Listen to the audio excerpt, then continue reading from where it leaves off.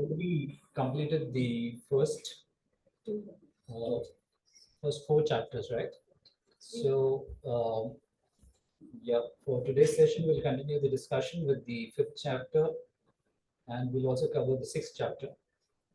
So, before we do that, it would be nice if we just settle down. Just um, regulate the chatter in our mind, just focus our minds a little bit, just leave our regular worldly mundane concerns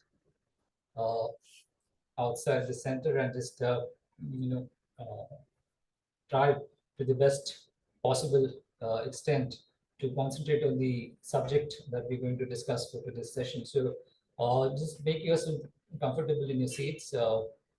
If possible, you can sit in the full lotus position, and then you might be familiar with the 7-point Vairocana posture. So use that if you can. Keep your back erect, your shoulders straight, arms and limbs relaxed. The right palm resting in your left palm with the ends of the thumbs touching each other. And your chin slightly tucked in. Eyes, if you prefer, you can keep them half open. But I would advise to keep it closed. Maybe it helps initially to help with concentration better. So it's your choice. And the tip of the tongue just resting against the upper row of teeth, behind the upper row of teeth, touching the upper jaw. And just bring the focus of your mind to the area between your the upper lip and the tip of your nose, and just observe the sensations that you experience there.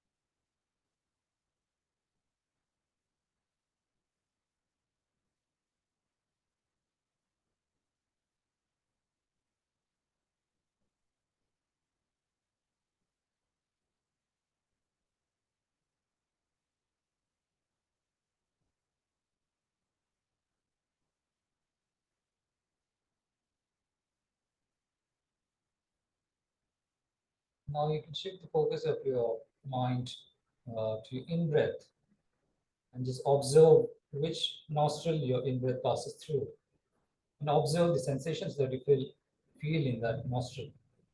Could be the right one, could be the left one, or it could be both. So just observe the sensations that you feel as you breathe in inside the nostril.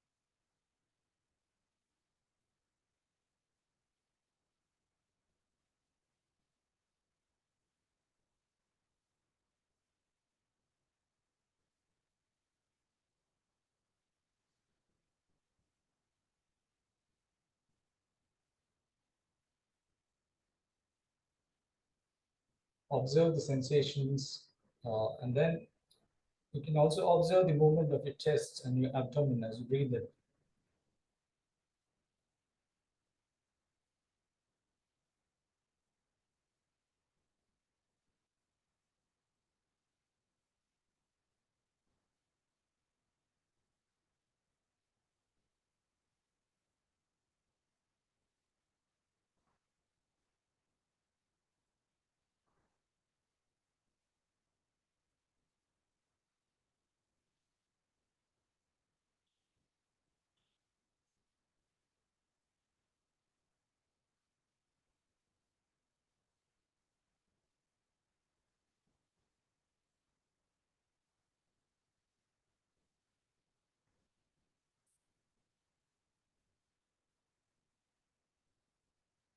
Now bring the focus of your mind to your out breath and observe the sensations that you feel in your nostril as you breathe out.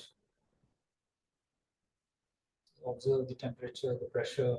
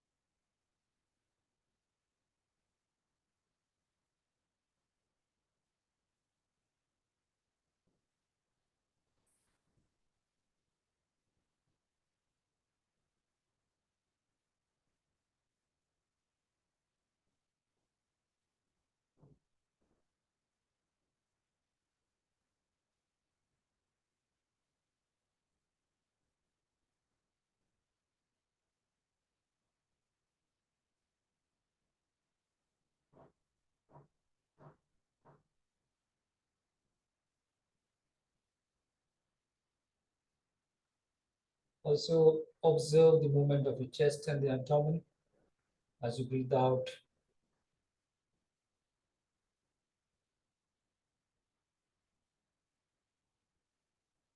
Observe whether your chest falls or rises, whether your abdomen falls or rises.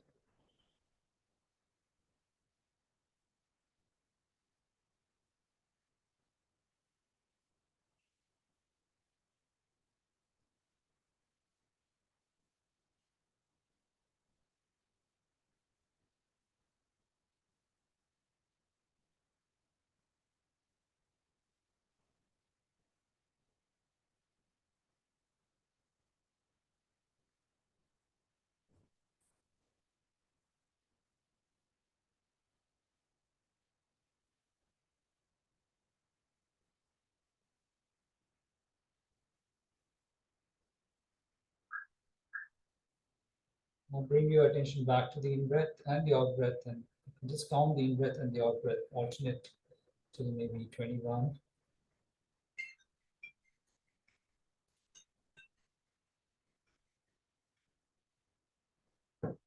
One as the in-breath, two out-breath, three in-breath. Just count to 21.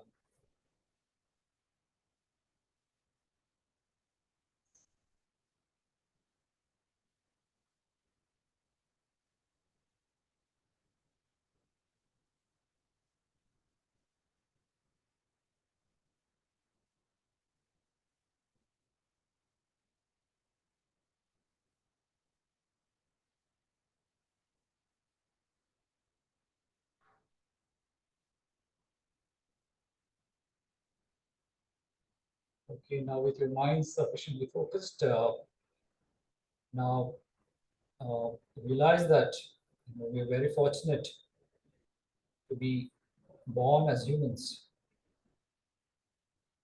And uh, as we have discussed in the previous section, chapters of the text that we are studying for today's session, in the first chapter, there's a verse that says, So aham prapya manushyattvam sa sadharma mahotsavam maha arnav yug chidra kurma griva arpanopannam anityata anusrutam karma chidra sa samshayam atasaram Karishami Katham Nemama Saraswati. So it says to be born human and to encounter the great joy of the good dharma is a chance rarer than a turtle thrusting its neck through a yoke floating freely in the great ocean. So just think about how fortunate we are to be reborn as humans. From your other discussions, you would have probably studied the section on how karma works and the section on death and impermanence. We know that we're all helpless against the forces of the delusions and karma. So karma in turn is kind of rooted in afflictions. So we are all kind of helpless against the forces of karma and afflictions. So because we haven't really conquered these two forces, we're uh, we are thrown hither and thither in the ocean of samsara. Every time we die, we take a new birth. But it's quite rare to attain a human rebirth. So just think about the example and think about how helpless we are and what chance we have of attaining a human rebirth. It's almost improbable. It's the same probability that one would attribute to a turtle who resides in the deep recesses of the ocean and surfaces only once in 100 years. And what is the chance of the turtle poking its neck through a small yolk, a metal ring, being on the surface of the ocean, being thrown either and thither by the waves of the ocean?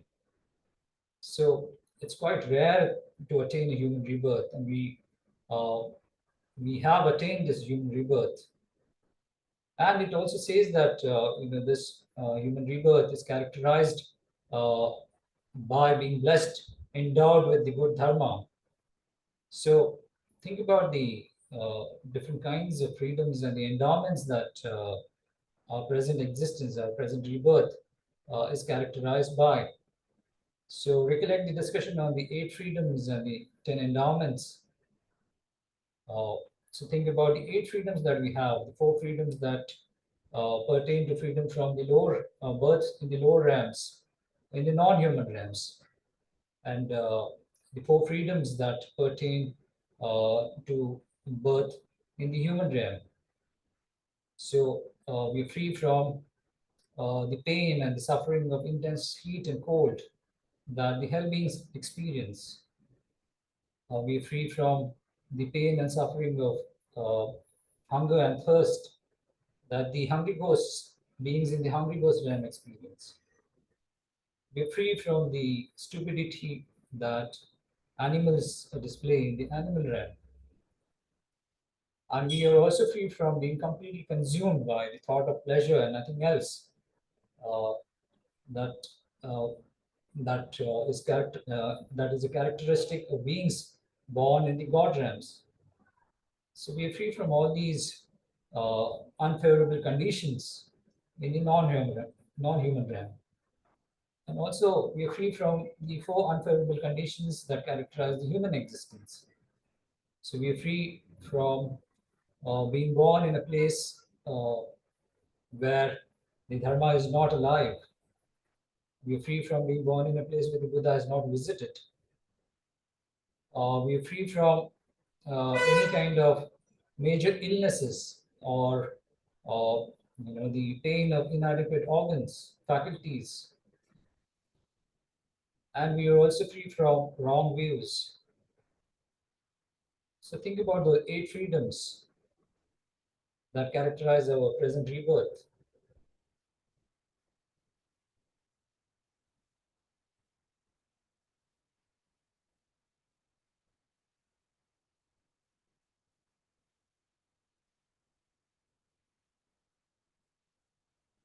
And also think about the 10 endowments that characterize our present existence. So 5 endowments pertaining to others and 5 endowments pertaining to ourselves. So the 5 personal endowments are that we are born in a central land.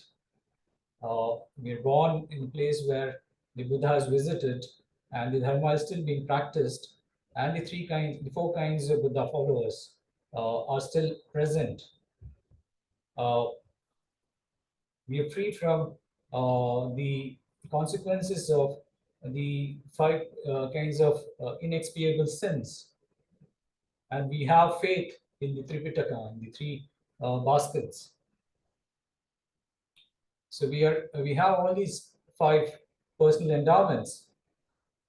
We are also blessed with adequate intelligence, which we can use to analyze the different dharmic concepts. And then we are also blessed with the five endowments that pertain to others. So blessed by the fact that the Buddha has visited our world, but blessed by the fact that the Buddha taught uh, the doctrine in this world, blessed by the fact that uh, the, the, the teachings, his doctrine is still being practiced and is still available in an undegenerated form, uh, blessed by the fact that the Sangha is still active, and blessed by the fact that we benefit from the benevolence of the Upasaks and the Upasikas who ensure that the Dharma is still accessible to us. So we are blessed with these five endowments that pertain to others and the five personal endowments. So recollect these 8 freedoms and the 10 endowments and realize that we are indeed very fortunate to have this human rebirth. Not just that, uh, we have been endowed with these 10 endowments and we're free from the 8 unfavorable conditions.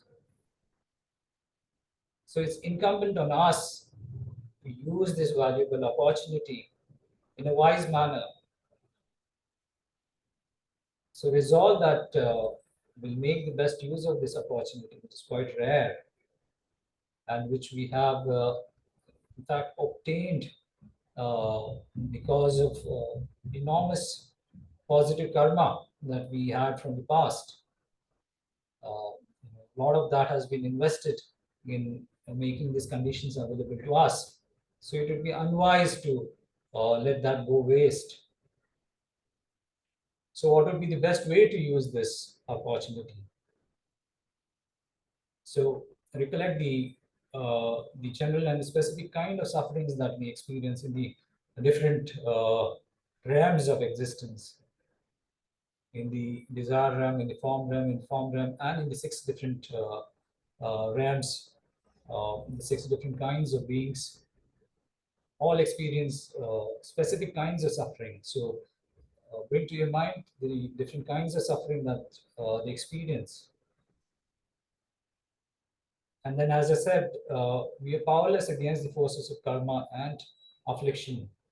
So if we do not train ourselves right now to overcome these forces, and we are thrown back in the samsara, it's quite likely that we may not have this opportunity again in the future. And we may have to suffer the consequences of rebirth in the lower realms. So the best way to use this opportunity is to resolve that we'll study and work on the spiritual path to ensure that we do not fall back in the lower realms. Not just that, uh, even rebirth in the higher realms is not a guarantee against ensuring that we do not suffer again. So even higher rebirths will not help us. So whether it is the lower realms or the higher realms, rebirth in any of these realms will not help us. So resolve that we'll conduct our spiritual practice in a manner that will completely liberate it from rebirth in either the lower realms or in the higher realms. So resolve that we'll work towards liberation from these kind of rebirths. And then just wishing to be liberated from suffering in these realms for oneself is not sufficient. It would be unwise for us to aspire for this kind of liberation and leave behind our dear ones who who continue to suffer in the samsara. So resolve that you will try your best to help them out of this samsara. But also realize that we do not have the capacity at the moment to help them. Only a completely enlightened Buddha has that capacity. So resolve that you will attain the same state as the Buddhas of the past have attained, so that then you have the capacity to help all sentient beings, the numberless sentient beings that live in this universe, help them out of the cycle of suffering. So that is the ultimate purpose of our lives. So just rest your mind, just let your mind arise in the aspect of this purpose, in the aspect of this aspiration, that you will attain the state of a completely enlightened Buddha for the welfare of the entire sentient kind.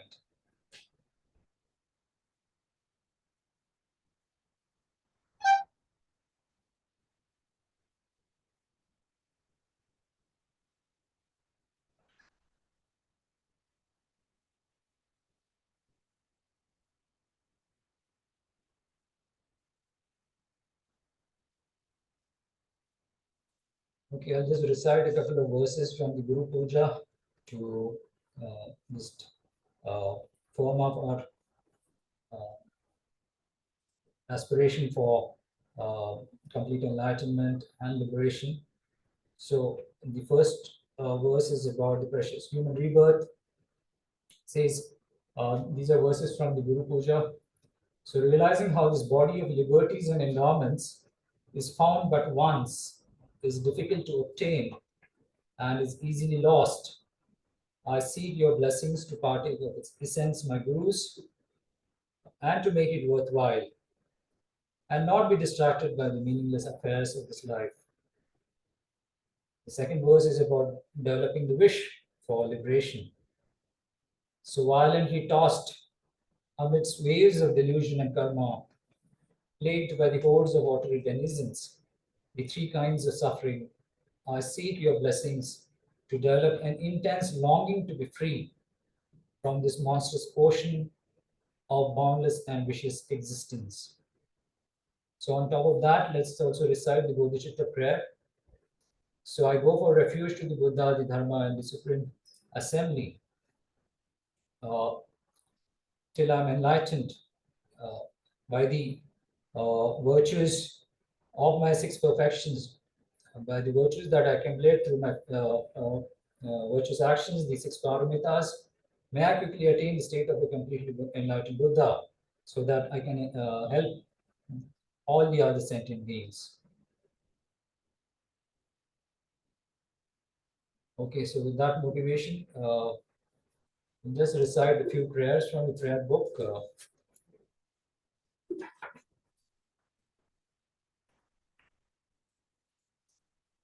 So do we have the sutra on remembering the three jewels? No?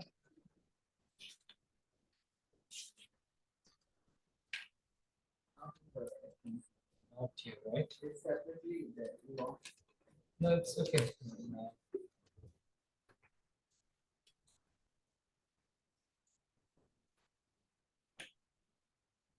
Okay, there's Heart Sutra. Is the Heart Sutra here? Yeah. Heart Sutra. What's the page number?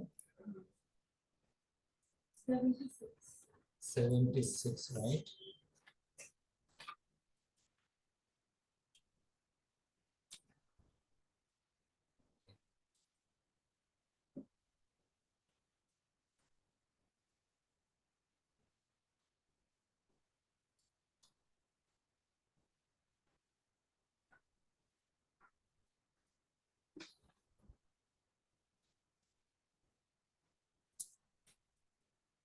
So I thought I'll recite the sutra in Sanskrit.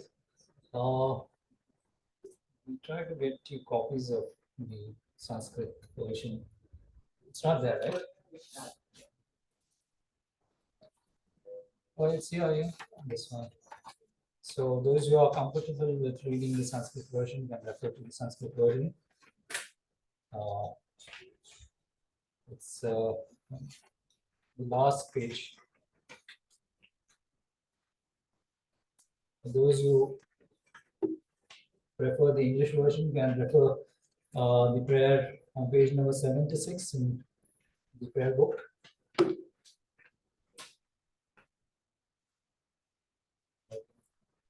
नमः सर्वज्ञाय एवं मयाश्रितम् एकस्मिन् समय भगवान् राजगृह विहरति स्म क्रोधकूटे पर्वते महता भिक्षु संगेन साधर्म महता च बोधिसत्व संगेन तेन खलु समयेन भगवान् गम्भीराव सम्बोधं नाम समाधिं समापन्नः तेन च समयेन आर्यावलुप्तेश्वरो बोधिसत्वमासत्व गम्भीरायाम प्रज्ञापारमितायाम चर्यां चर्माणः एवं व्योलोकति स्म पञ्चस्कन्धांस्तान् च स्वभावशून्यं व्योलोकयति अताश्मान शारिपुत्र बुद्धानुभावेन आर्यावलुप्तेश्वर बोधिसत्वमेतद्वोचद ये कश्चिन् कुलपुत्र गम्भीरायाम प्रज्ञापारमितायाम चर्यां चतुकाम कथं शिक्षितव्य एवमुक्ते आर्यावलुप्तेश्वर बोधिसत्वमासत्वाश्रमन्तं शारिपुत्रमेतद्वोचद ये कश्चिन् शारिपुत्र कुलपुत्र वकुलदेहिता वस्याम गम्भीरायाम प्रज्ञापारमितायाम चर्यां चतुकामः तेनेव व्योलोकितव्यं पञ्चस्कन्धास्तां च स्वभावशून्यान् समनुपश्यति स्म रूपं शून्यता शून्यतैव रूपं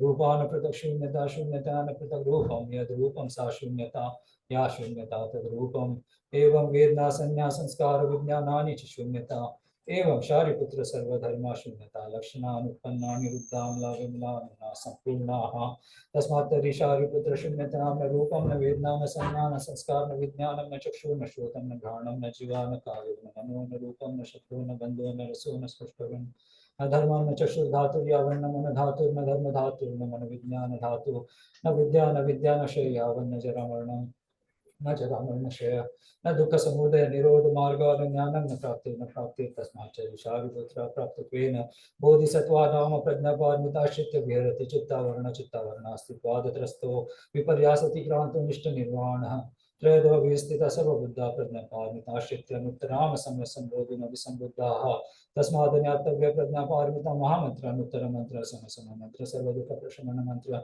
सत्यमित्यद्वाद प्रज्ञापारमिता मुक्त मंत्र तद्यथा गते गते पार संगते बोधि स्वाहा एवं शारिपुत्र गंभीरायाम प्रज्ञापारमितायाम चर्यायाम शिक्षितव्यं बोधिसत्त्वेन अतः खलु भगवान् तस्मात् समाधेर्विता आर्यावृतेश्वरस्य बोधिसत्त्वस्य साधुकामदात साधु साधु कुलपुत्र एवमेतद् कुलपुत्र एवमेतद् गम्भीरायां प्रज्ञापारमितायां चर्यां कर्तव्यं यथा त्वा निर्दिष्टमनुमोद्यते तथा गतिर्हद्भिः इदं वोचत् भगवान् आनन्दमना आयुष्यमान् शारिपुत्र आर्यावृतेश्वरश्च बोधिसत्त्व सा च सर्वावती परिषत्सवे मानुषसूरगन्धर्वश्च लोकभगवतो भाषितमभिनन्दनेति प्रज्ञापारमिता हृदयसूत्रं समाप्तम्.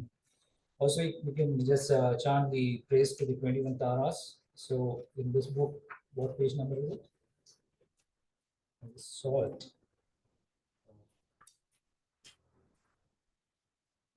(189), I think.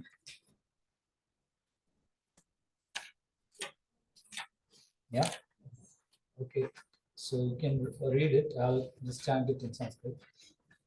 ओम नमो भगवते आर्षेकविंशतिताराय नमस्तारे तुरे विरेक्षणधृति निवेक्षणे त्रैलोक्यनाथ वक्राब्ज विकसित कमलोद्भवे नमः छंद संपूर्णे वराणने तारा सहस्रकीर्णे बृहस्पत किन्नोज्वले नमः कनकनीलाभ्रकानि पद्मविभूषिते दानवीर्य तप शांति तितिक्षा ध्यान गोचरे नमस्तथागत उष्णिश विजयानंदचारिणी शेषकारिमिता प्राप्त जिनपुत्र निषेविते नमस्तुतारहुंकार पुरिता शादी गंतरे सप्तलोक क्रमाक्रांते यशिष करुणाक्षणे नमः शक्रानंद ब्रह्ममरुद्वेषर्चिते भूतवेताल गंधर्व गणेश पुरस्कृते नमस्त्रदीति फटकार पर्यंत प्रमर्दिनी प्रत्यालीड पद्म्यासे शिखी ज्वाला पुलोज्वले नमस्तूरे भागोरे मारवीर विनाशिनी बुद्धिकृत वक्त्राब्ज सर्वशत्रु निषुदिनी नमस्त्री रत्न मुद्रांकर दयामूली भूषिते भूषिता शेष दिक्चक्र निकर सक्रफले नमः प्रमोदितो दिप्मुकुटाशे प्रसारिणी हस प्रस्तुतारे मारलोक शंकरी नमः समंत भूपाल प्रलाकर्षणे चर्भुकुटे हुंकार सर्वापद विमोचनी नमः श्रीखंड खंडेन्दु सुमुता भर्णोज्वले अमिता भजटा भासुरे वे नमः कल्पांत भूतभुज्वाला मालांतर स्थिते आलिमुदिता वो रिभु चक्र विनाशिनी नमकर्तलाघात चरणाहत भूतले लोकनिगृत हुंकार सप्तपाताल भेदिनी नमः शिवे शुभे शांति शांत निर्वाण गोचरे स्वाहा संयुक्ते महापातक नाशिनी नमः प्रमोदिता पत्रिभूभद्र प्रभेदिनी दशाक्षर प्रज्ञा से विद्या हुंकार दीपिते नमस्तारे तुरे पादघात हुंकार बीजते मेरु मंदर कैलाश भुवन त्रिचारिणी नमः सुरासुराकार हरनाम करसीते तारा तविरुक्त फटकारे अशेष विषनाशिनी नमः सुरासुर गणक्ष किन्नर सेविते आवद मुदीता भोग करी दो स्वप्न नाशिनी नमश्चंद्रार्थ संपूर्ण नधुति भास्वरे हर वीरुक्त तुतारे विषम ज्वर नाशिनी नमस्त्री तत्व विन्यासे शिव शक्ति समन्विते ग्रह वेताल यशस्म नाशिनी प्रवरे तूरे मंत्र मूल वेदम स्तोत्रम नमस्कारे विंशति यो पठेत प्रात धीमान देव्या भक्ति समन्विते साङ्गा पात्रिका स्मरेत सर्वाभय प्रथम सर्व पाप प्रशमनं सर्व दुर्गति नाशनम अभिषिक्तो भवेत तुर्णं सप्तभिर्जिन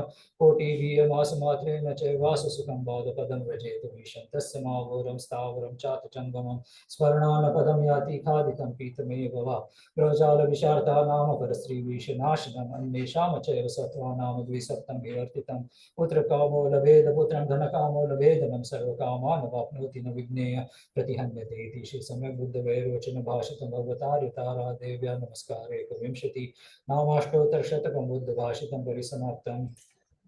Since the session today is about the qualities, praise to the qualities of the Buddha, his form, his speech, his compassion, I thought I'll just recite the Sutra remembering the three jewels.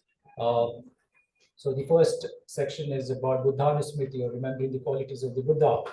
So you don't have the text, I guess. Sanskrit, you can refer to the first page.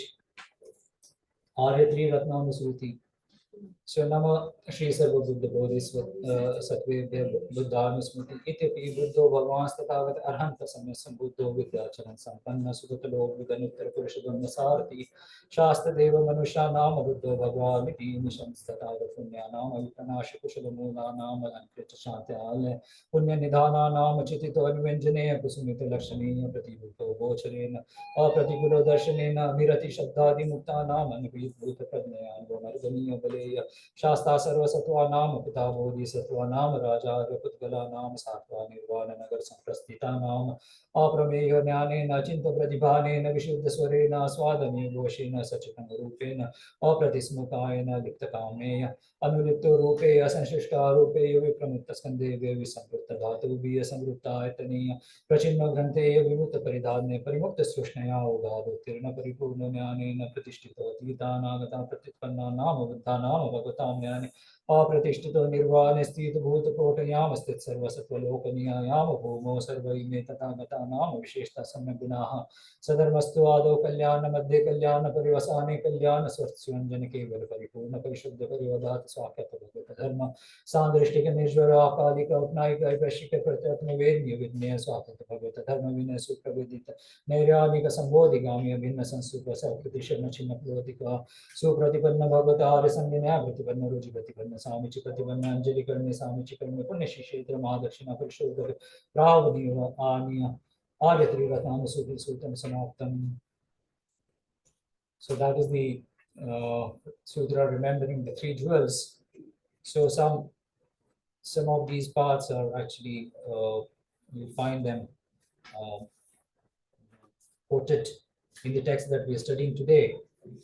So the text that we are studying, Prasada Pratibodha, or the 150 verse praise by Acharya Ashwaghosh or Matrceta.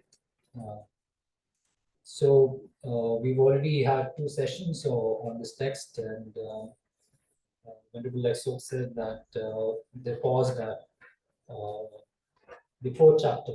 Last session we paused at fourth chapter in praise of wonders. So the text itself is it's got 13 different chapters. So the first one is in the form of introductory invocations. The second chapter is about the praise to the causes, the uncommon practices that lead to the state of complete Buddhahood or Samyak Sambodhi. And the third chapter is about the praise, in praise of the product of those causes. So what is the product? It's the state of complete enlightenment. And here there are different sections. So praise of the product has three sections. So there's the praise in praise of incomparability, in praise of wonders, and then the third section in praise of form. And then there's the fourth section to this text in praise of the Dharma that the Buddha embodies, or his doctrine. So in praise of the doctrine, and that has 8 different parts to it. So the first chapter is Karunatstava, or in praise of compassion. Then the second one is Vachanastava, in praise of speech. And then in praise of teaching, in praise of vows, in praise of guidance, in praise of arduous deeds or austerities, in praise of skill, in praise of the freedom from debt. So before we proceed, just a observation on why we study these kind of phrases. There are different kinds of phrases in phrases to teaching, or the dependent origination by Buddha, by Nagarjuna, and even Mātṛceṭa has authored a phrase. So there are different kinds of phrases. So what happens in these phrases are kind of a condensed abstraction of the entire body of the Buddhist teachings, and they're presented in a format, in a form, using words that are easy to remember. We can recollect them easily. For example, when we talked about the preciousness of human rebirth, we talked about the rarity of human rebirth. In the first chapter, there's this verse which I just recited. So aham prapya manushyatvam sasadharma mahotsavam maha arnava yuga chidra kurma griva arpanopamam. So to be born human and to encounter the great joy of the good dharma is a chance rarer than a turtle thrusting its neck through a yoke, floating freely in the great ocean, floating freely, being tossed hither and thither by the forces of karma. So, it's easy to kind of recollect this kind of presentation of the concept of that and impermanence, and the concept of karma and illusions, and the concept of the rarity of human rebirth. So you would have learned in the earlier sections of the Laudanum text that although we engage with the doctrine and we try and attempt and do our best to understand the doctrine and practice the doctrine, we suffer from 3 major faults. The first, these faults are using the example of a vessel, a receptacle. We are like a leaky receptacle. We are like an upturned receptacle, or we are like a receptacle that is already carrying some impurities. So, one major fault that we suffer from is that we are like a leaky receptacle. So, it's very difficult for us to retain some of the essential teachings. So when we study these kind of phrases, and because of the way it is presented, it kind of sticks in our memory, and it's easy to recollect these things. So this was in particular, for example, I gave you this was. You think about it, you're kind of reconnected with the concept of death and impermanence, with the concept of karma and afflictions, with the concept of the fortunate human rebirth. So that's the reason we study these kind of phrases. And as we progress to the text, we'll find that it's essentially the entire Lamrim that is presented in this text. So that's the purpose why we need to study these texts. So let's go to the fifth chapter rather, in praise of form, Rupastava. So the the first two verses in this text, they uh, explain the different attributes that characterize the Buddha's form. And the purpose is to induce faith uh, in, uh, in people who have the fortune to have a vision of the Buddha's form. So the first verse, the verse number 52 in chapter 4, it says, uh, lovely yet calming, bright but not blinding, gentle yet strong, who would not be inspired just to see you. So in Sanskrit it reads, Upashantam chakantam cha diptam pratighati cha nivritam chorjitam chedam rupam kamiva nakshipeta. So the Buddha, through his practice, particularly through his practice of shamatha, he's abandoned he's developed complete antidotes to the obstructions of laxity and excitement. So because he's developed this quality through his practice of shamatha, because he's developed perfect antidotes to the obstruction, the obstacle of excitement, he's perfected tranquility. And that's the reason why here in this verse it is said that your form is calming. So he's abandoned all kinds of excitement, and hence his form, his complexion, his appearance has this quality of being tranquil and calm. So one would pose the question that there are other yogis who have perfected shamatha. There are other even non-Buddhist practitioners can perfect shamatha. So would their form also be deemed to be equally calming and tranquil?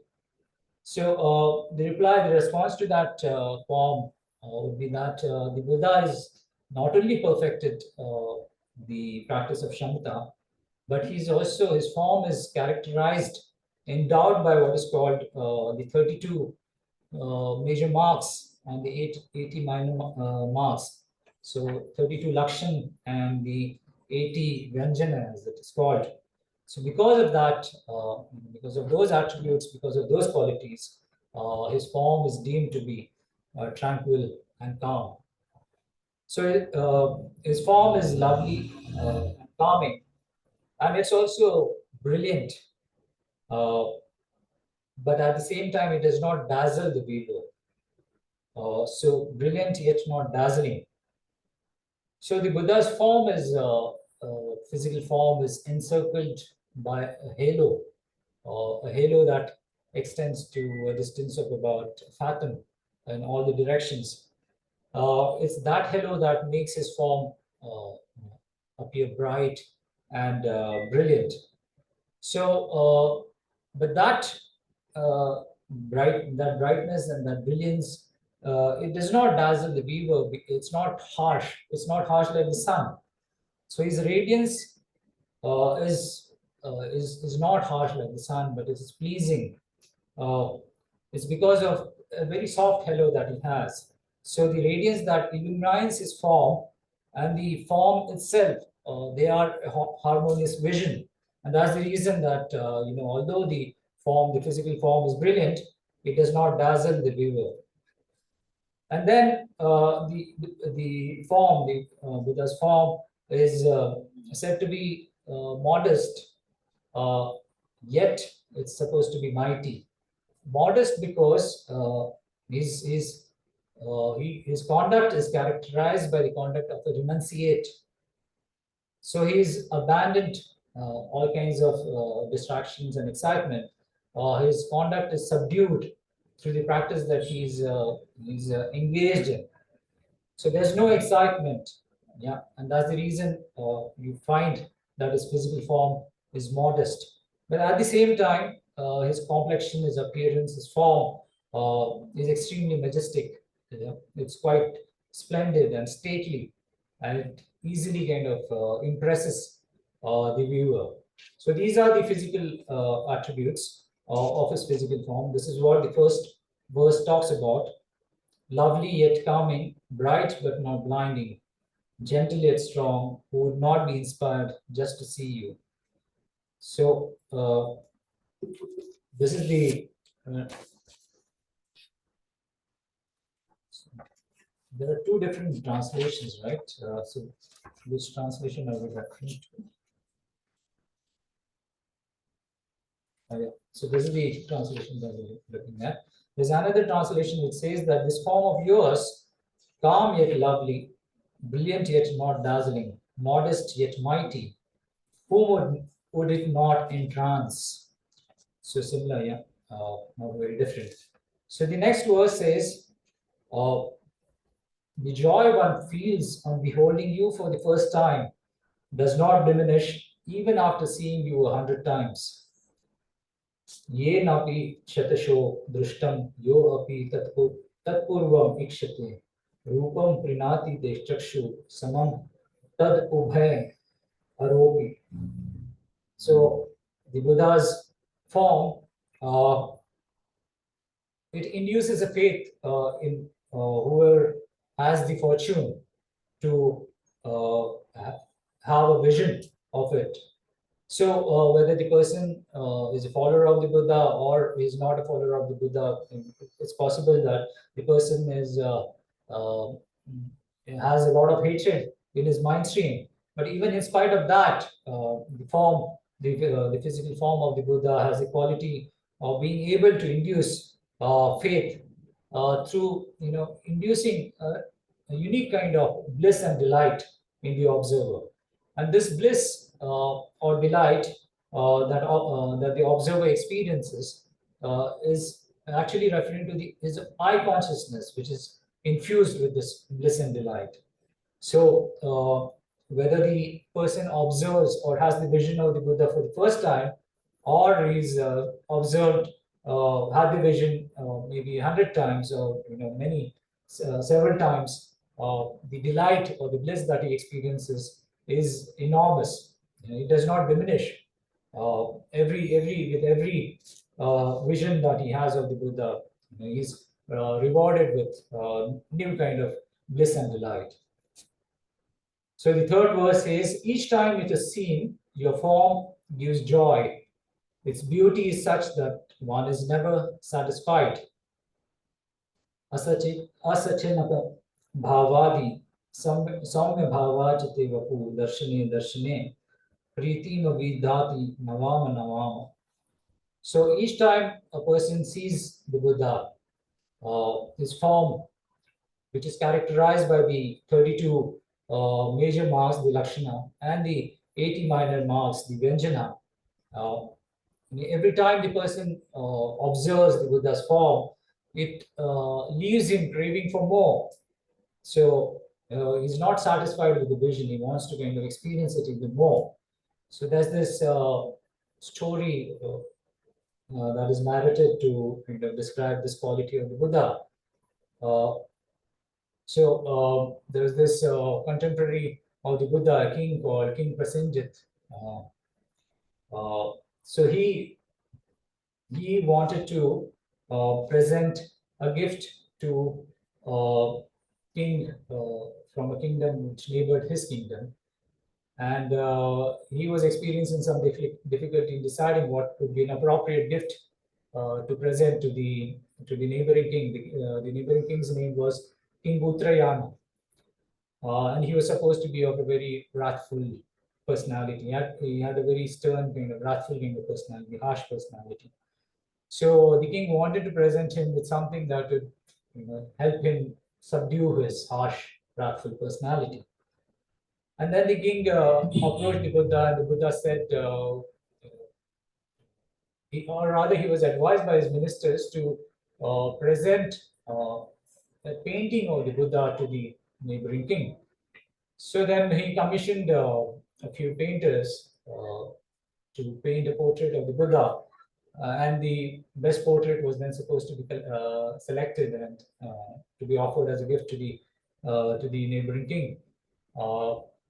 So But then he found that when the painters actually were in the vicinity of the Buddha and they were trying to paint the Buddha's portrait, they were all kind of stunned, and they, they, they were unable to draw a portrait of the Buddha. It was because of the brilliance of the Buddha's form. They were kind of, you know, almost hypnotized, and they were unable to paint a portrait of the Buddha. They were, of course, in bliss and delight at that sight, and they're wanting to experience that bliss and delight even more, and that's the reason they were unable to focus on their task of painting the Buddha's portrait. So the Buddha then realized this, and he projected his radiance onto their canvases, and portrait kind of emerged on the canvas. And then the best portrait was one of the portraits was selected by the Buddha, by the king. And then the Buddha advised that along with this portrait, around the periphery, you draw a portrait of the 12 links of the dependent origination, and then presented to the king. And then this painting was presented to King Uttarayan, and King Uttarayan then saw the painting, and of course he also noticed the painting on the 12 links of dependent origination. And then when he reflected on the meaning of the 12 links of the dependent origination, he became what is called a stream enterer, and eventually supposed to have attained the state of arhathood in that lifetime. So the Buddha's form is supposed to have that quality, that with every ensuing vision that you have, the delight that you experience is higher, is much better than the delight that you experience in the preceding moment. So that's the quality that the Buddha's form is supposed to have. So that is about, that's the third verse. Then the fourth verse: your body is worthy as a receptacle, and your virtues are worthy as occupants. Both are excellent in themselves, and both complement each other perfectly. Adhisthana gunera gatra adhisthatra gunera guna paraya sampad upetast va anya anyo anurupaya. So what does this verse say? So the Buddha's physical form, it is the basis, and there are certain other things that are reliant on this basis. So there are attributes that are reliant on this basis. So there's the support, the basis, and that which is supported. So the support is worthy of carrying that which is supported, and the supported attributes again are worthy to be held in this support, the receptacle. So the basis here, the support here, is actually the form body of the Buddha, and it is characterized by the qualities of steadfastness and eternality. And it is said that it is very proportionate, like Nyagroda tree, and it has upper body strength like that of a lion's upper torso, and it has a very resplendent halo because of these 32 major marks and the 80 minor marks. The Buddha's body, it has a golden complexion, and it's supposed to be endowed with enormous strength. So these are the attributes of the form body of the Buddha. And what is it that this form body supports? It supports various aspects that are unique to the Buddha. Not even a highly realized Bodhisattva has these qualities. So what are these attributes, or what are these aspects? These are the 10 powers, the 4 fearlessnesses, the 18 unassociated qualities. So I don't know whether you've been introduced to these things. I'll just briefly tell you a few of these. So the 10 powers, there are these unique qualities that the Buddha has, like the knowing all the previous lives, the knowledge of transference and death, knowledge of how to exhaust all the defilements, knowledge of the origin of kleshas, paths that lead to meditation, liberation, samadhi, and equanimity. So these are some of the powers that the Buddha has, which are unique to him. Bodhisattvas and lesser vehicle arhants do not have these qualities. And then there are the four fearlessnesses. I'll just read them out. Four fearlessnesses are the fearlessness in the knowledge of all things, fearlessness in knowing that, fearlessness in knowing all the cessations of all the contaminations, fearlessness according to the definitive declarations that these things which are intermittently cut off on the path do not change into something else, and fearlessness that the path through which all excellent attributes are to be obtained, transformed, and ascertained is just what it is. So these are some of the fearlessnesses that the Buddha has. And then there are the 18 distinct, unmixed, unassociated qualities that the Buddha has. I just mentioned a few. The Buddha is supposed to be without any kind of degeneration in their. The Buddhas are supposed to be without any degeneration in their devotion, in their perseverance, in their recollection, in their contemplation, in their awareness, in their liberation. Their bodies are, all the activities of their bodies are preceded by pristine cognition, a pursuit pristine cognition. So these are some of the 18 unassociated qualities that the Buddha has. So these qualities and the form body that supports these qualities, they are supposed to be unique. So the form body is characterized by the quality of eternality and steadfastness. That's the reason why it can support the 10 powers, the four fearlessnesses, the 18 unassociated qualities. And these unassociated qualities, in turn, are worthy of being carried by this unique form body or receptacle. So that's what the fourth verse talks about. So the next verse says, where else would these virtues of the Tathagat be well housed, but in this form of yours, blazing with signs and marks? This is the other translation. So the translation we have is, where else could the virtues of the Tathagat be so well housed as in your body, shining as it does with the auspicious marks and signs? So the form which is resplendent with the 32 major marks and the 80 minor marks, these can only be supported by the Buddha's unique form body. So that's what is being said here. The only basis that can support the 32 major marks and the 80 minor marks is the Buddha's unique form body. So what are these major marks?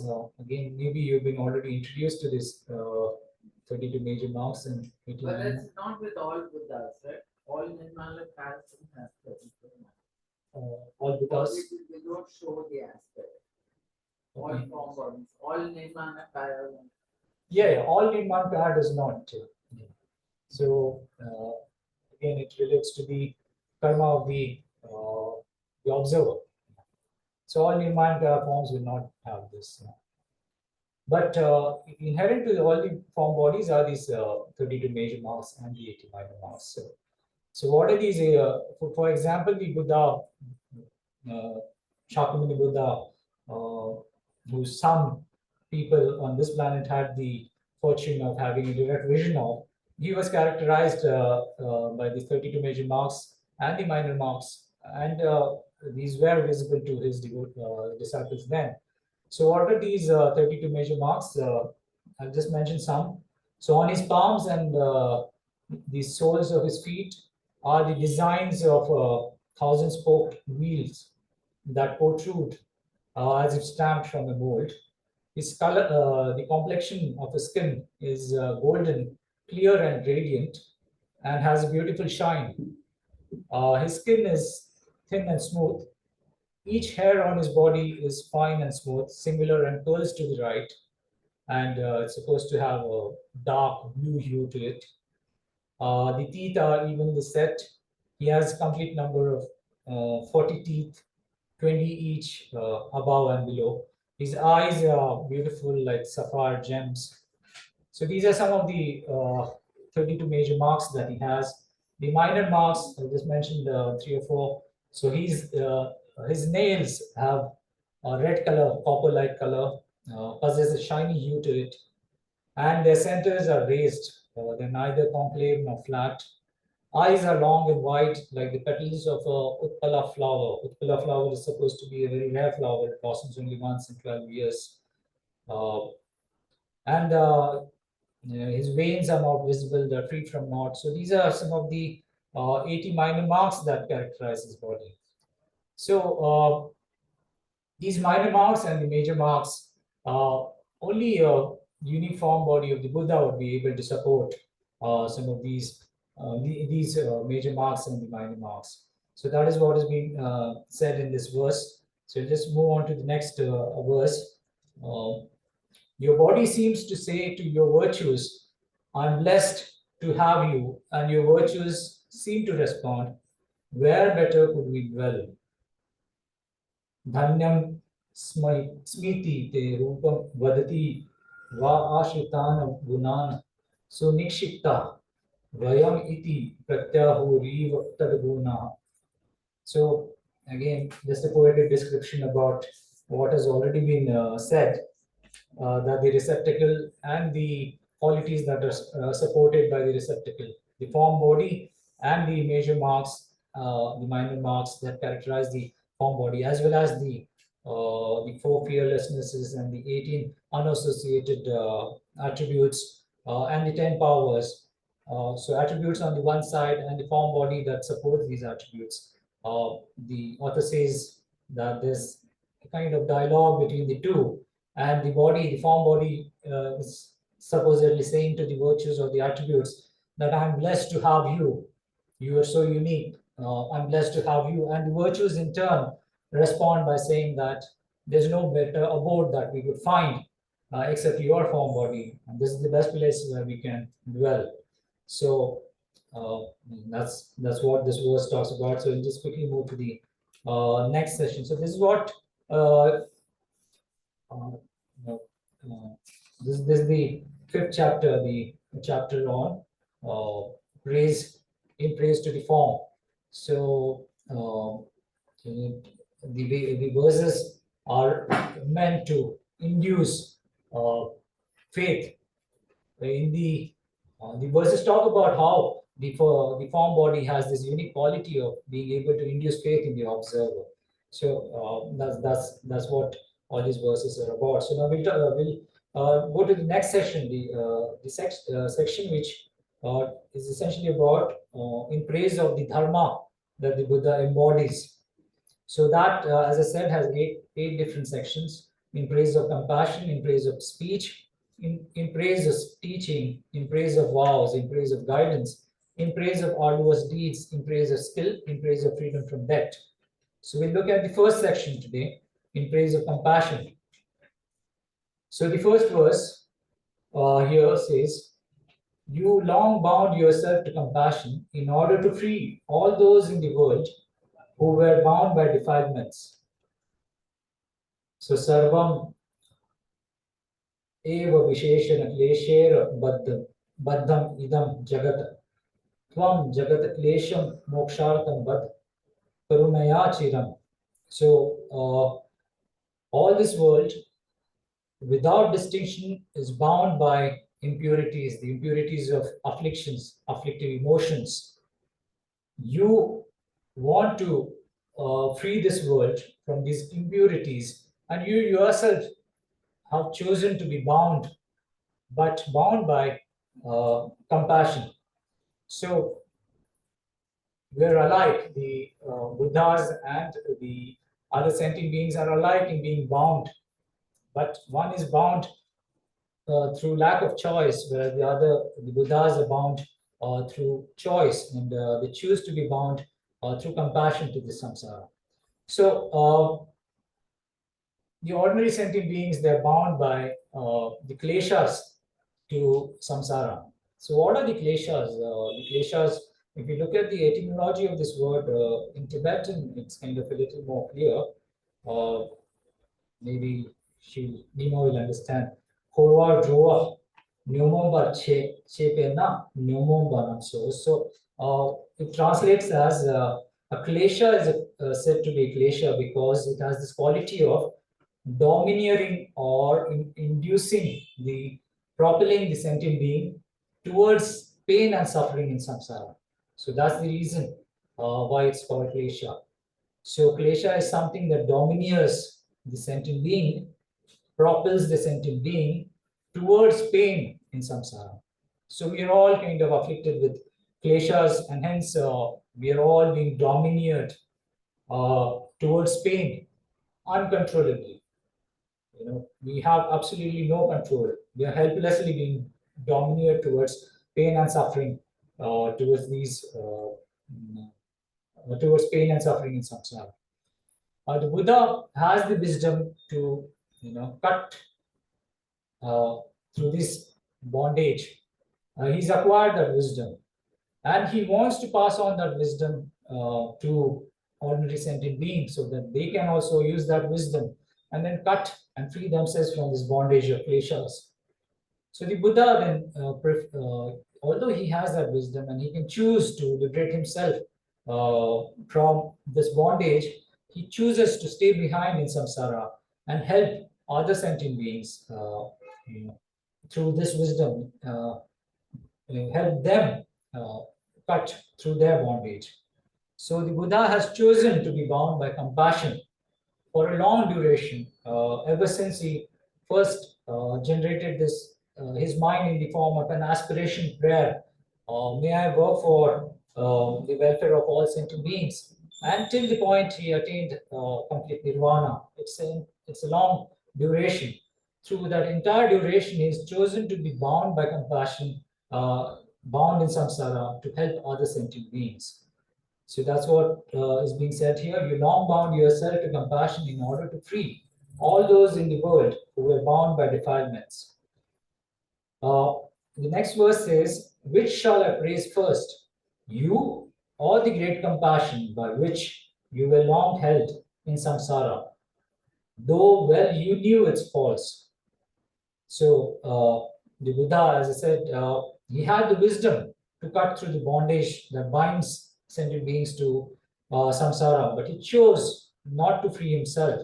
Instead, he, through the power of his compassion, through the power of his Mahakaruna, great compassion, he chose to work for the welfare of all sentient beings, to educate them about the path, about the wisdom, to free themselves of this bondage. So the verse says, are you worthy of praise first, or is the compassion that bound you to the samsara worthy of praise, initial praise? So you're talking about initial praise. Both are worthy of praise, of course, but initial praise, is the compassion more worthy, or is the person himself more worthy? In a similar thing, if you studied the Madhyama Avtara, Chandrakirti's entering the middle way. So even there in his homage, after his paid the first couple of verses, the more in the form of invocation. So the first verse says that you have these three different kinds of practitioners: the Shravakas, the Pratik Buddhas, and the Bodhisattvas. The first verse says that Shravakas and the middle level Buddhas, the Pratik Buddhas, arise from rishis, from sovereign sages. The Buddhas are born from Bodhisattvas. So Shravakas and the Pratik Buddhas arise from the Buddhas, the rishis. The Buddhas in turn are born from Bodhisattvas. And the Bodhisattvas, they are in turn born from the compassionate mind, Mahakaruna, and non-dual cognition of emptiness, Shunyata, as well as the awakening mind of Bodhicitta. So these are the causes of Bodhisattvas. But the next verse says, as compassion alone is accepted to be the seed of the perfect harvest of Buddhahood, the water that nourishes it, and the fruit that is long a source of enjoyment, I will praise compassion at the start of all. So Chandrakirti says that compassion is like the seed that is responsible for the harvest of Buddhahood to arise. It is like the water that nourishes and leads to these higher qualities that arise in the Bodhisattva after he's generated the mind of Bodhicitta.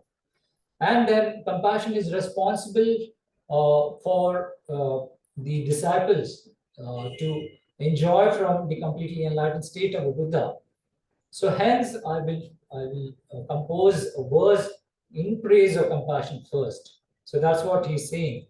So similar to the verse here in our text, even in Chandrakirti's text, Madhyamaka Avatar, it's compassion that is praised first because it is the ultimate cause of Buddhahood, root cause of Buddhahood.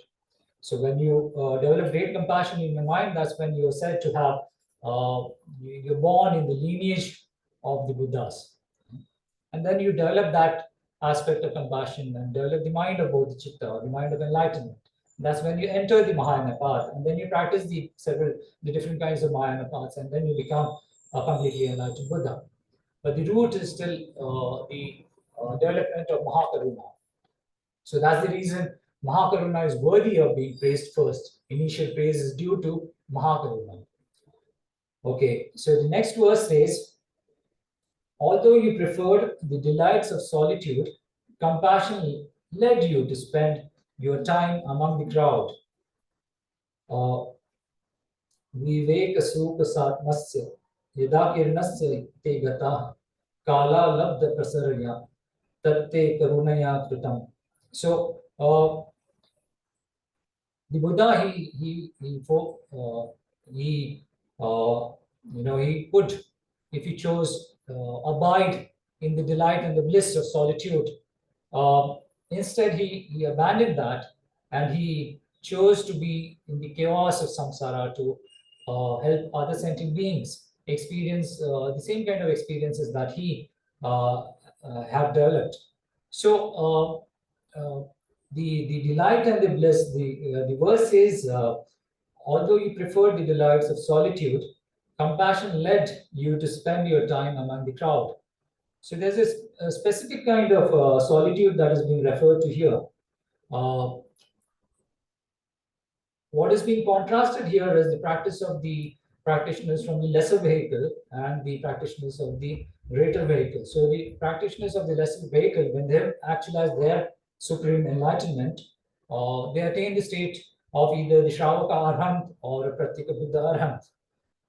So in that state, they abide in what is called the absorption of cessation. So what they experience is enormous bliss in this absorption state, and they're kind of used to this bliss that they experience in the absorption of cessation.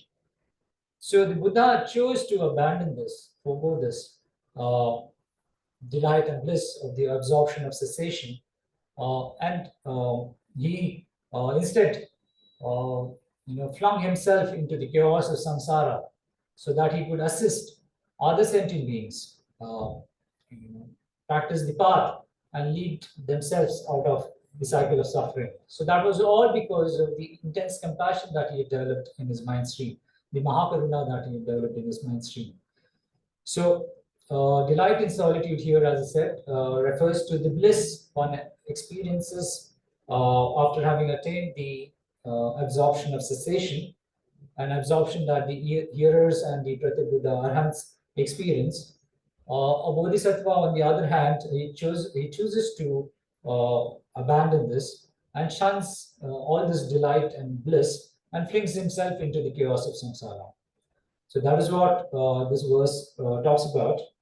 Then the next verse says, like a mighty dragon drawn from its lake by a spell, compassion led you from forest to town for the sake of those to be taught. So, Shantad Aranyad Gramantam Tvam Hinag Eva Radat Vinayartham Karunaya Vidya Evav Krishyase. So, there's this story, mythological story where a Naga was summoned to cure humans the effects of the poison that had entered their body because of snake bite. And the Naga was summoned through a spell, through some sort of recitation of mantra. So the Naga then helped treat the human from the effects of the poison that had entered his stream because of a snake bite. So in a similar manner, compassion summons the Buddha from the peaceful wilderness that rishis and yogis abide in. The Mahakaruna in the Buddha's mind stream, it summoned the Buddha from this peaceful wilderness to the chaos of the towns, the nearby towns, so that the Buddha could then teach the sentient beings, the other sentient beings, the inhabitants of the towns, how to treat themselves from the poison of the kleshas that afflict their mind streams. So that's the parallel that is being referred to here. Like a mighty dragon drawn from its lake by a spell, compassion led you from forest to town for the sake of those to be taught. So the next verse says, though abiding in deep tranquility, the development of compassion made you take up even the musical art. So again, there's this story where the Buddha is supposed to have manifested the form of a musician. So you know that the best musicians in this universe are supposed to be beings called the Gandharvas. So the Gandharvas inhabit some of the celestial realms. So the Buddha was aware of a particular Gandharva called Pramudit. And he was very proud about his skills, music skills, and the Buddha wanted to subdue subdue his pride. So what the Buddha did was to take up the form of a musician. So he manifested the form of a musician, and he traveled to this heaven, realm of gods, and then he played the veena, and then he played it, and of course beautiful sounds emanated from the veena, and then he played it quite intensely, and apparently the strings of the veena broke. But in spite of broken strings, he was able to produce very melodious sounds from the veena. And having seen this, the Gandharva king, Pramudit, his pride was kind of subdued, and then he became a disciple of the Buddha, and he practiced the path. So the Buddha, out of pure compassion, he deploys even these kind of methods and means to subdue other sentient beings and help them, abandon some of the kleshas, some of the prominent kleshas that might be afflicting them. So in this case, it was the klesha of pride, excessive pride that the Gandharva king had. So in order to subdue that excessive pride, he took up this form and tamed him. So that's this verse. Then the next verse says, your powers, your lions roar, and the manifestation of virtues but glitter rubbed off the nugget of your innate compassion. So the Buddha is capable of all kinds of powers. He's attained what is called the riddhis, and he can display magic. So he's capable of magical displays, and his voice is supposed to have the quality of a lion's roar. It kind of travels through the entire universe. So if he speaks here, it travels through the entire universe. And then he has several other similar kind of qualities. So a display of all these qualities, it's just like, it's merely like the gold dust or the gold glitter that is rubbed off a wetting stone. So stone that is used to cut metal, precious metal, apparently. So dust of the whetstone, and he has all these enormous qualities, but the power of these qualities fades in the presence of the Mahakaruna, the intense compassion that he has. So the real gold is actually the Mahakaruna that abides in his mind stream. So the real gold is your compassion that patiently endures through the suffering that you take on behalf of other sentient beings. So that is the real gold, whereas all your riddhis, your magical displays, your lion's roar, etc., are merely golden dust. So that's this verse. So the next verse says, your compassion was kind only towards others, but was cruel towards her own master. Towards you alone, O Lord, compassion was pitiless. So you were beneficent, you were compassionate on behalf of all others. While compassion itself was very cruel to its own master, to you alone, compassion was being uncompassionate.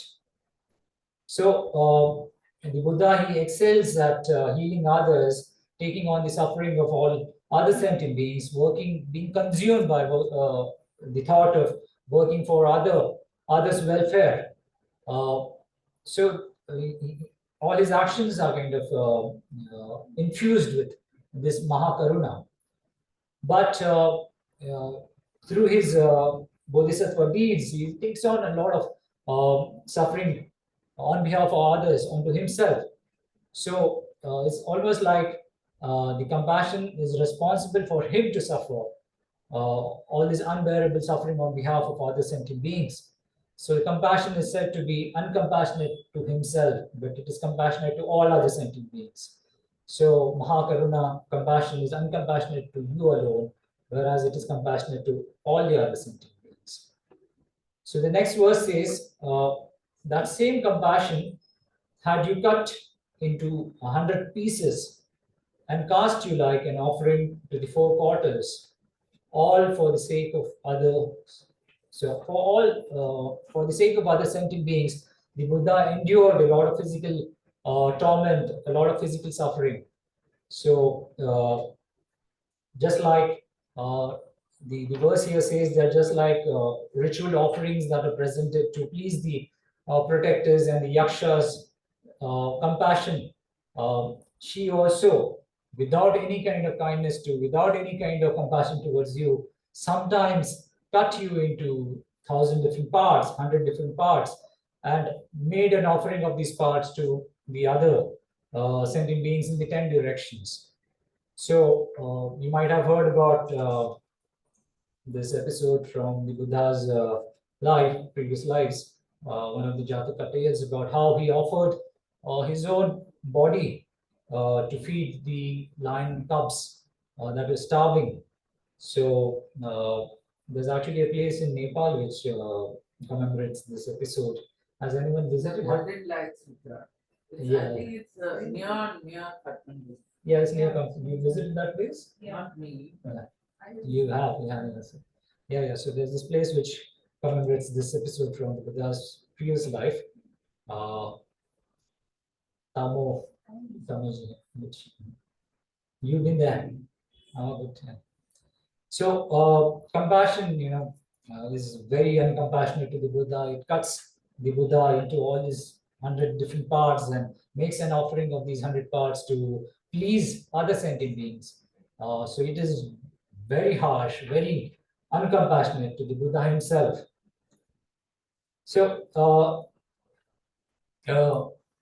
compassion, exhibit this kind of harshness to the Buddha. So the next verse says, clearly compassion always acted in accordance with your will.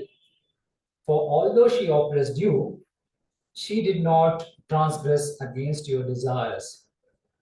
So it's just kind of reaffirming, this verse is reaffirming the prayers, the aspiration prayers that the Buddha had made when he was when he was practicing the Bodhisattva path.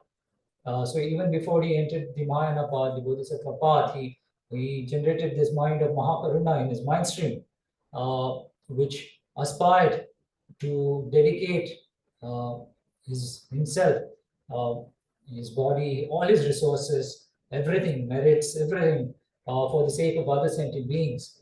So what compassion is doing is essentially, carrying out his aspirations, his prayers. It's actually conforming to those very prayers that the Buddha had set into motion.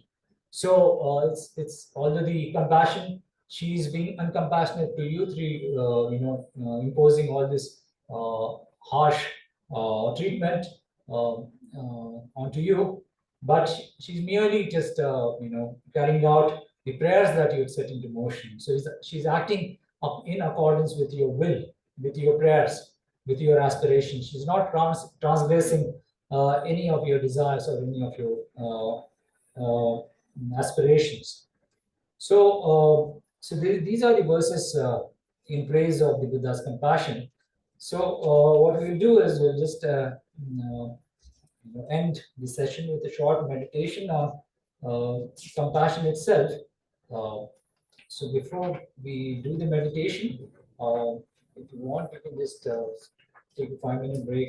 We'll do the meditation for maybe 10 minutes, 10 minutes, very brief. But if you want to stretch your legs, you can just.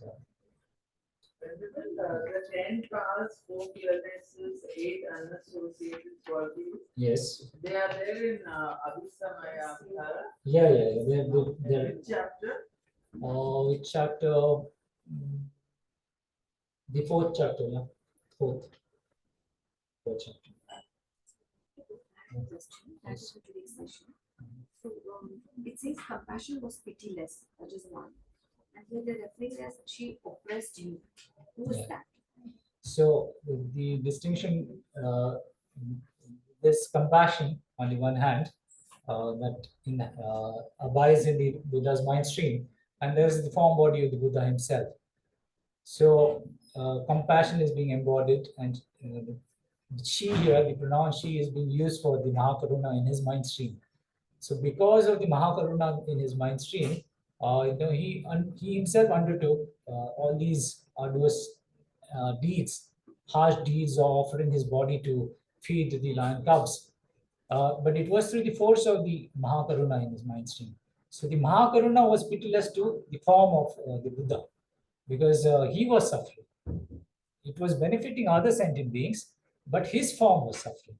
So in that sense, Mahakaruna is being said to be pitiless.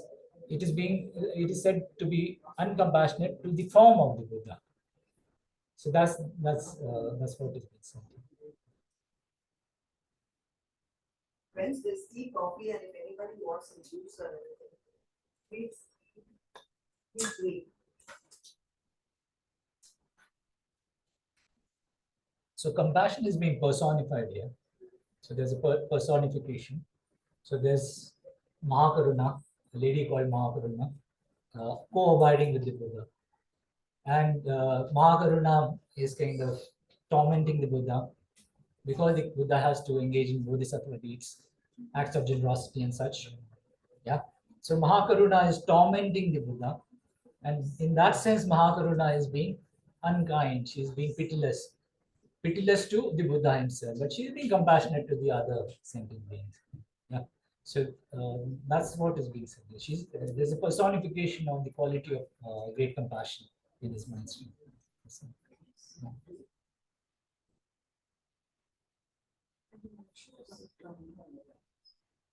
away from those bliss of having absorption of cessation. Yes. So he came out of that. He worked towards the benefit of all sentient beings. Yes. By using the tool of compassion. Yes, that's true. That will help you reach the bodhisattva stage. Yes. He was already bodhisattva, but even a bodhisattva after a certain stage can, there are 3 different kinds of practitioners, trainees. There's the Shravakas, the Pratyek Buddhas, and the Bodhisattvas. So the Shravakas and the Pratyek Buddhas, after they've completed the training, they attain the state of absorption of cessation. And you experience a lot of delight and bliss in that. It's a samadhi. So the bodhisattvas forego this samadhi. Because if you abide in that state, then you can't help other sentient beings. You will experience happiness and bliss for your own self, but you can't benefit other sentient beings. So the bodhisattvas, although they are capable of attaining this samadhi, they perfected all the training. Yeah, they have the ability to, actualize this samadhi, but they don't actualize it. They delay it, and they accumulate more kind of merit and clear away all kinds of obscurations and attain the completely enlightened state of a Buddha. Then they can serve the sentient kind meaningfully. So even on the Bodhisattva's path, they are capable of attaining this state, abiding in this state, but they forego it for the moment, and they continue to work on the Bodhisattva path and attain the state of the Buddha, till they attain the state of Buddha. The the ultimate goal is the state of Sambodhi, Buddha state. So the Buddha abides perpetually in that absorption, but at the same time he's able to engage with sentient kinds. So the Arhants, the Shavaka Arhants and the Pratik Buddhas, they can't do that. The Buddha can do both. He can abide in that bliss and at the same time work for the benefit of sentient kinds. So the Bodhisattva is trying to cultivate that state.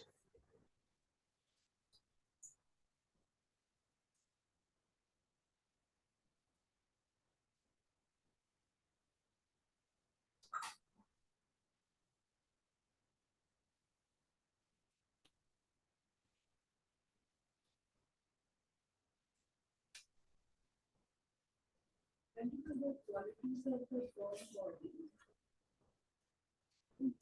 So is it based on the will?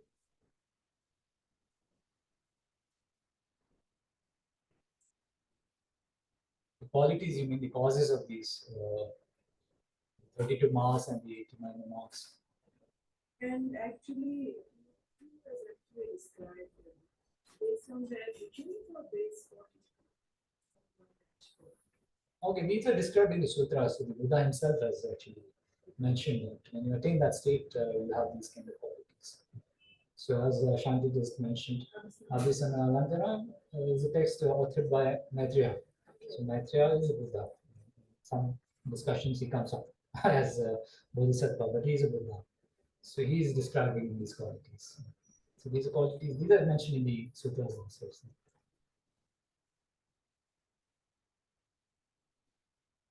So you're ready? So just make yourself comfortable in your seats. 7-point Vairocana posture if possible. If not, Sukhasana, and back erect, shoulders straight, arms, limbs relaxed, right palm and the left palm, palms touching each other, chin slightly tucked in, eyes closed, tip of the tongue against the upper row of teeth. And then I'll just summarize the discussion that we had, give you some pointers, and you can reflect on the whatever interpretation you have about these concepts.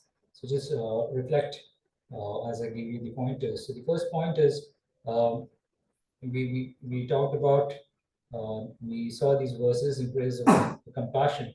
So the first thing is, what exactly is this compassion? So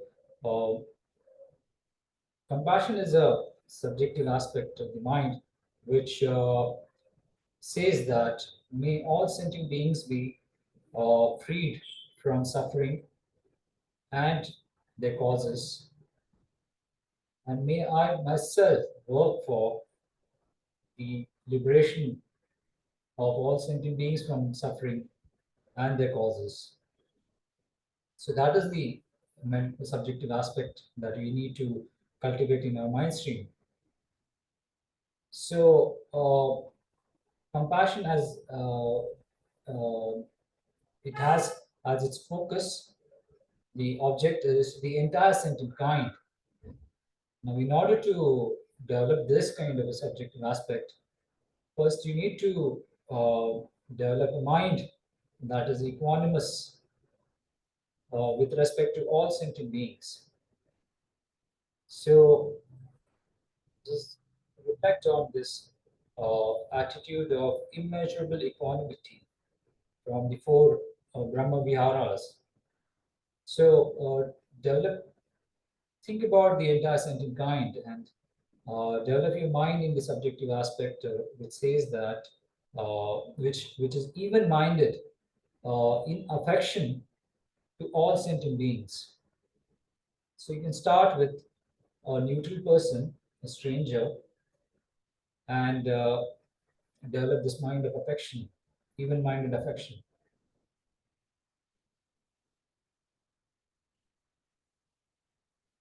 And then go on to a family member, a relative, friend.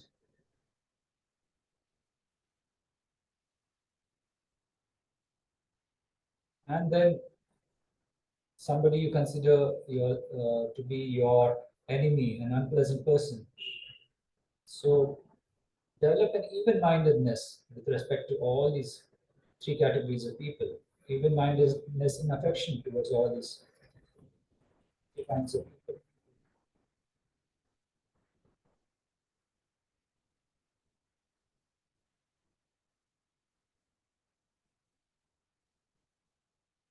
And then extend that even-mindedness to all sentient beings in this universe.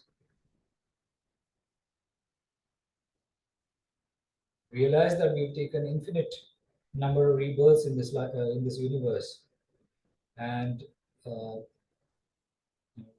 some people have been friendly to us in the past. They might be enemies in this lifetime, but they've been very kind and gentle and caring towards us in the past. So who should I be friendly towards? Who should I be hostile towards? It's best to be even-minded in affection towards all sentient beings.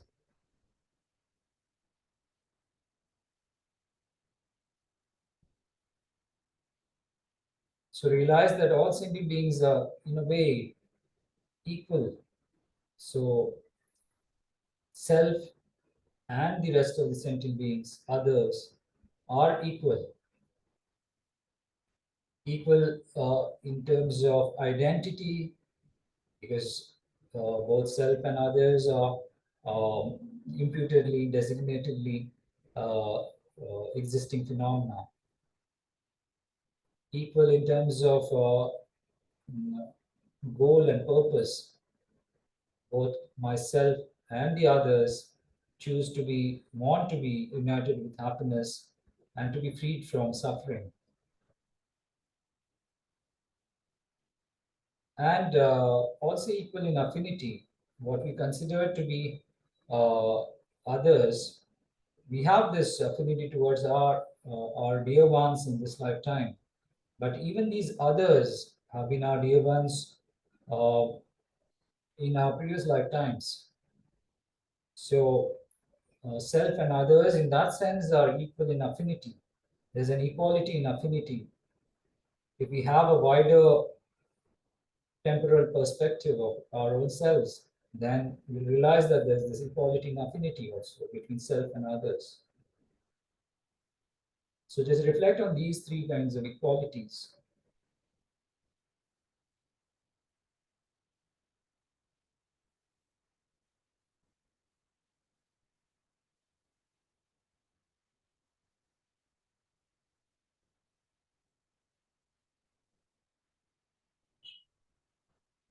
Now, what compassion wants us to do is develop a concern for others' suffering.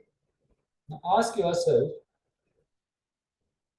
if you think it is unrealistic to have concern for other people's suffering, because someone else's suffering is not my suffering, it's not mine. For example, the physical suffering of someone else is not my suffering. It is somebody else's body that is suffering, not mine. Now, if you believe that it is unrealistic, then just use this reasoning. Just go through these reasons. Even at this moment, the concern that you have towards your body, to this body, is actually a concern for a body that you do not, it's not your own. it's a body that was given to you by your parents. It's not your own. But through conditioning, we come to believe it to be our own. So if that is the case, and it's true, then we can also condition our mind to conceive of other people's bodies as our own, other people's aggregates to be our own. And we can develop concern if those aggregates and those bodies are suffering. So just go through this reasoning for a moment.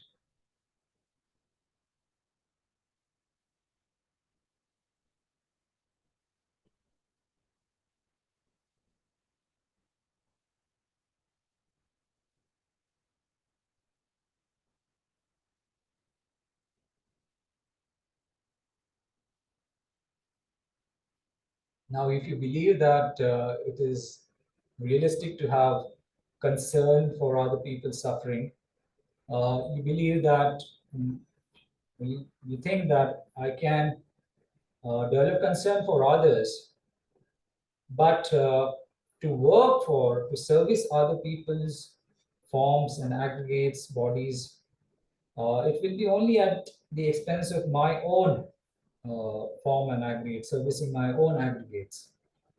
In that sense, concern for self and concern for others appears to be a zero-sum game. If that is the case, if you think that is the case, you ask yourself this question: if you believe that it is a zero-sum game, concern for self and concern for others, if you think that it is, then just go through the reasons that I'll just narrate.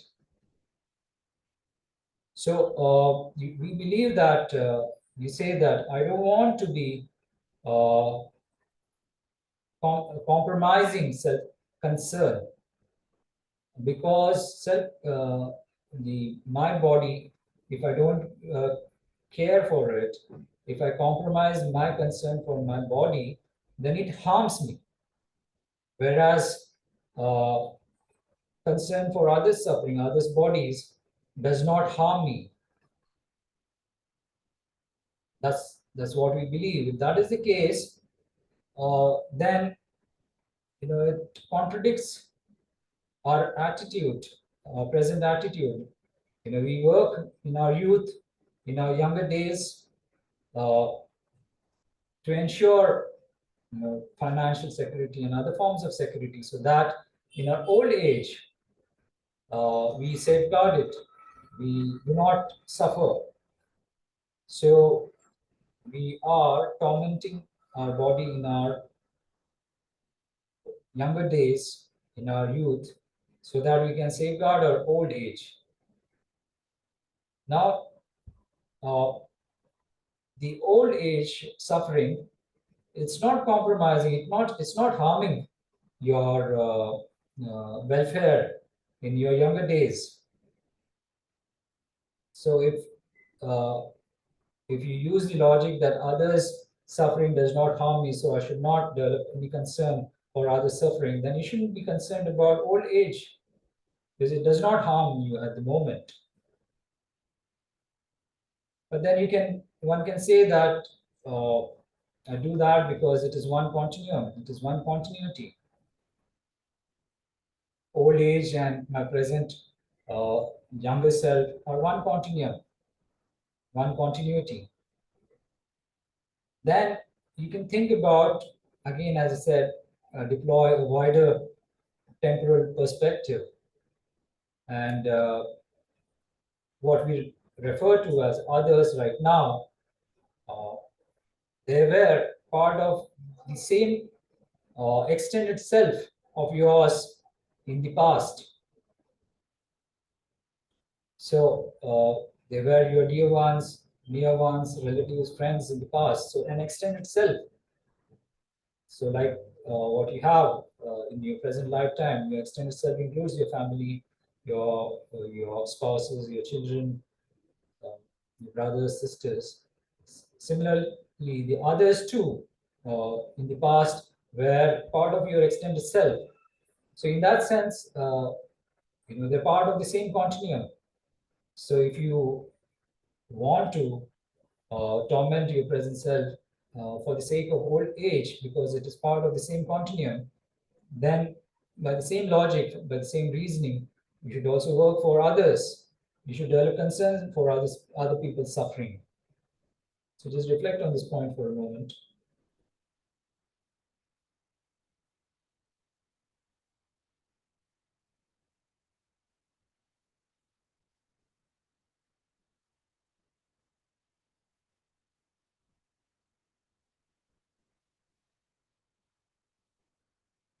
So by this and other reasonings, you can develop a subjective aspect of the mind, which has a more enhanced concern for others and others' suffering. And you can enhance your practice of compassion. So just make a note of the subjective aspect of this mind, and you can practice it in the future too. So we'll pause the meditation there, and we'll end our session with a short dedication. So before we do that, we'll just recite this prayer for the swift return of our precious Guru, Lama Zopa Rinpoche. So His Holiness had authored the prayer. So